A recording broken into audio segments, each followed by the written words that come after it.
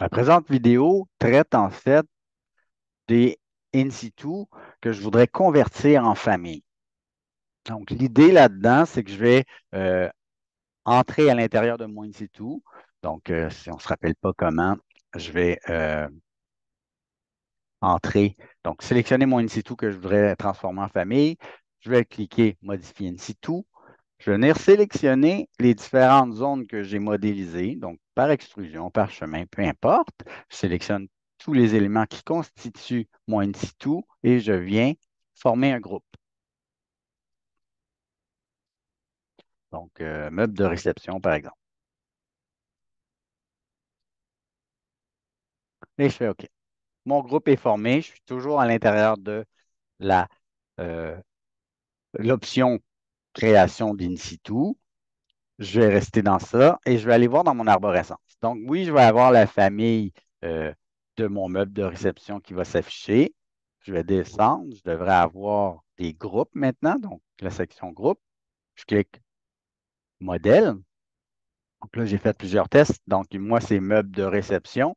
Donc, ce que je vais faire, je vais juste enlever les éléments qui ne font pas partie de mon fichier pour vous montrer. Donc, meuble de réception, c'est bien lui que j'ai constitué. Donc, bien important de se rappeler le nom qu'on a donné au groupe.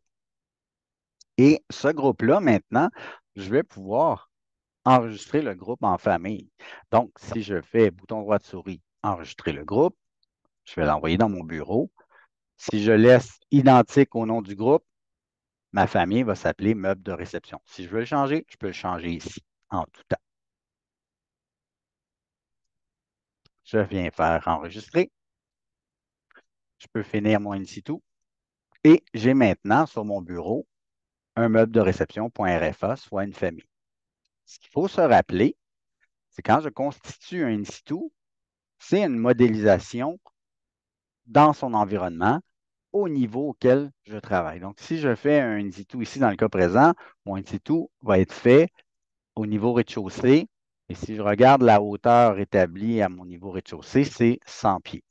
Donc, je suis 100 pieds au-dessus du niveau 0. Donc, si j'insère tel quel cette famille-là à l'intérieur d'un autre projet, bien, je vais toujours avoir cette hauteur-là qui va suivre, c'est-à-dire qu'il va s'insérer toujours 100 pieds au-dessus du niveau auquel je travaille. Donc, pour éviter ça, ce que je vais faire, je vais aller ouvrir ma famille. Donc, ouvrir famille, qui est sur mon bureau, meuble de réception.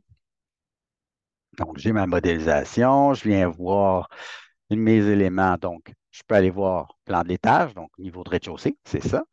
Et je vais aller sélectionner, en fait, dans ma vue arrière, n'importe quelle élévation, en fait, je vais aller modifier le niveau. Donc, exemple, le niveau rez-de-chaussée ici, je remplace mon niveau et je mets 0. Mon mobilier maintenant est vraiment au niveau 0. Donc, quand je vais l'insérer, il n'y aura pas de décalage par rapport à l'étage auquel je travaille. OK? Donc, si je viens fermer mes vues et enregistrer ma famille, oui, je vais faire un test pour pouvoir voir si je peux l'insérer, ma famille. Donc, insérer, charger famille. Je vais aller chercher maintenant mon meuble de réception qui est dans mon bureau et je vais pouvoir placer ma composante puisqu'elle fait maintenant partie de des familles que j'ai téléchargées. Je vais pouvoir l'insérer dans au niveau que je veux. Donc, bien important de se rappeler de modifier la hauteur du niveau pour la ramener à 0, puisque sinon, quand je vais l'insérer dans mon plan, elle va s'insérer avec un décalage égal au niveau auquel l'élément a été créé dans la maquette actuelle. Donc, voilà pour constituer des familles euh, avec un in situ.